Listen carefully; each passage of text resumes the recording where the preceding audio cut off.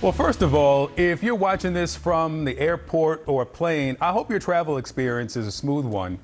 For a lot of people across the country right now, it certainly is not. Now, sure, flight delays or cancellations or long lines, they're not fun. But if that is the extent of your travel trouble because of this government shutdown, spare a thought for the federal employees working without pay during this mess. That includes air traffic controllers who keep the planes safely in the sky, but also the TSA workers who help us get safely onto the planes. According to a 2019 report from ProPublica, the TSA is one of the most diverse agencies in the federal government. Citing data from the Office of Personnel Management, they found that 1/4 of screeners are black. Reuters found that the average pay is up compared to the last shutdown in 2019. It's now more than $61,000 a year, according to the Bureau of Labor Statistics. But the now multiple missed checks during this shutdown, that's hurting. A shortage of air traffic controllers is what's leading to the FAA to start ordering a reduction in domestic flights. But as those reductions are expected to grow at airports across the country, the impact of long lines and frustrated passengers, that trickles down to them too. Here in Atlanta, we have the busiest airport in the world. Aaron Barker works there. He's a TSA employee and a leader of the American Federation of Government Employees Union. Aaron, thank you for coming in. Your members are about 1,500 TSA workers across the airports here in the state of Georgia. How are you now after 2 full missed paychecks? Are you making ends meet? No, I am not. As most of my members are, they're not making ends meet. They're having to make really tough decisions. I consider this crisis mode. We are now at the point where today would have been a payday for officers. It's the second full missed paycheck. So now I have members who are coming, they're being evicted. Some of them are already evicted. I have one family who I just learned was sleeping in their car with children. I have another one who's expected to be evicted on Monday. I have another one who has 5 children. She's facing eviction. So these stories are coming in daily to me. So officers are really feeling this shutdown. Do you have people who are not just calling in sick, but are leaving the job because they're not being paid? I haven't gotten any reports of anyone leaving the job. And I want to clear something up. Officers are not calling in sick. Officers have not received a paycheck. They don't have the means to come to work. They're calling in because they can't put gas in their car, or they can't afford to pay for daycare. And that brings up a whole nother thing. Daycares have wait lists.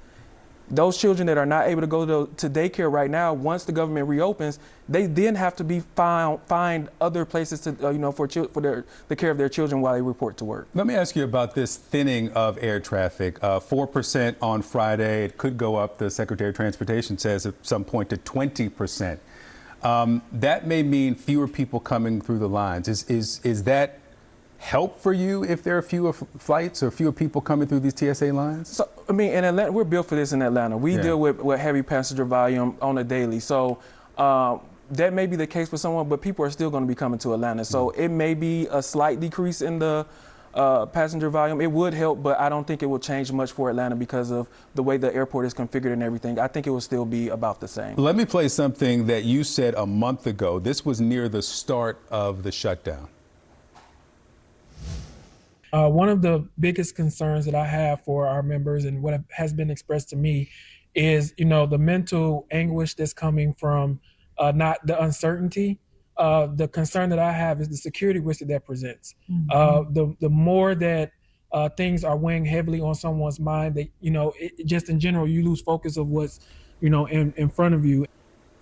Now, every politician that I've heard has said that there's no correlation between the lack of pay and safety and security. You say there that there is a security risk created by this. I think anyone that says that is absolutely insane. With any what we're going through as federal workers is traumatic for a lot of people. And we know that traumatic experiences have effects on your mental. So if anyone is saying that, I absolutely don't agree with that. My stance will still be that this is affecting officers mentally.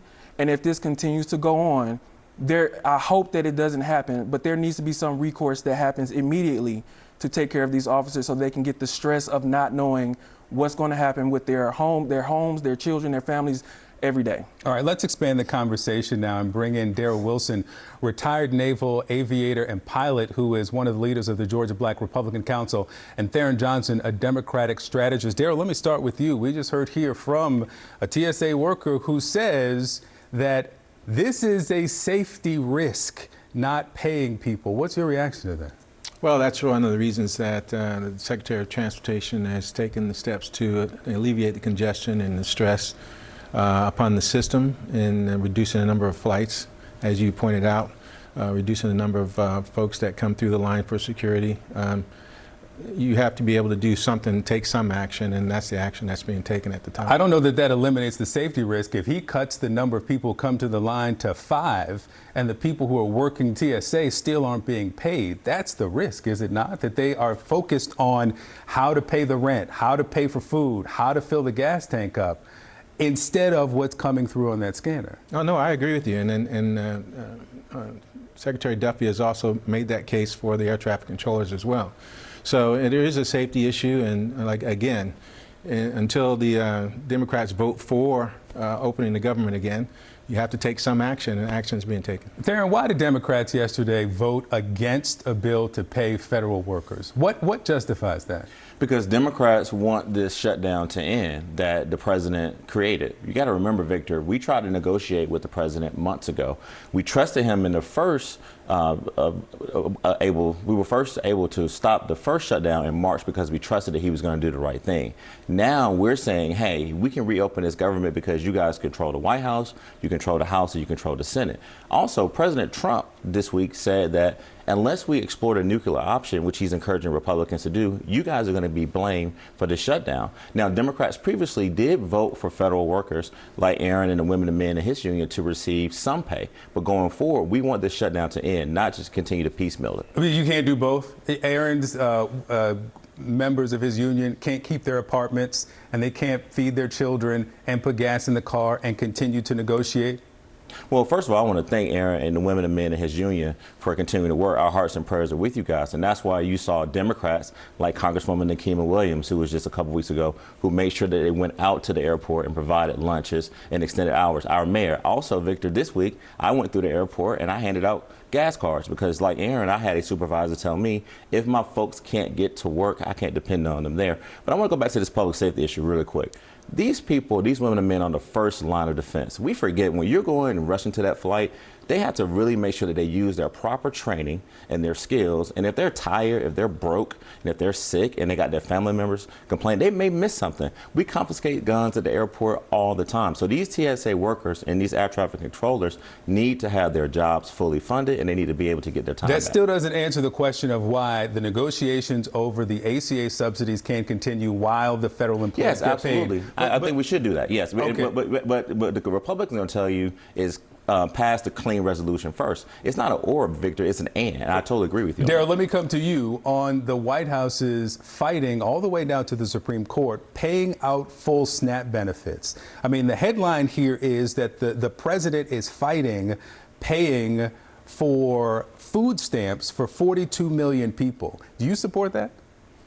I support that we should not have interference between the legislative branch and the judicial branch trying to be activist judges. And so that's the issue. You know, is this a constitutional problem or where the judicial is overstepping their bounds? And so will the president even have the authority to do that? So they agreed with the court system, and then it was terminated by the Supreme Court temporarily. The president has posted on social media 5 or 6 times yesterday to end the filibuster, which would allow Republicans to end the shutdown without reaching the 60-vote threshold, so they wouldn't need any Democrats. Leaders in the Republican conference are not going to do that. Thune has said it's not going to happen. I want to play the president from a little more than a decade ago about the leadership required to end a government shutdown. Let's play it. Well, very simply, you have to get everybody in a room. You have to be a leader. The president has to lead. He's got to get Mr. Boehner and everybody else in a room, and they have to make a deal. Where's that leadership? Well, the leadership is, we already know the bill's already passed the House, and so that leadership has taken place. And now it's in the Senate where we're looking for Democrats just to say, let's keep I'm the talking government about the open. leadership that then private citizen Trump said is that it is up to the president to lead, to get the people into a room and to negotiate a deal. It is day 39. There are members of Aaron's union who are living in their cars. Where is the president's leadership? Well, the president has already met with both the leaders of the House and the Senate, prior to this debacle already starting, and the Democrats have made it clear that they're not going to open the government until they get what they want. Just holding the president to the standard he set for previous presidents. Aaron, Darrell, and Theron, thank you all.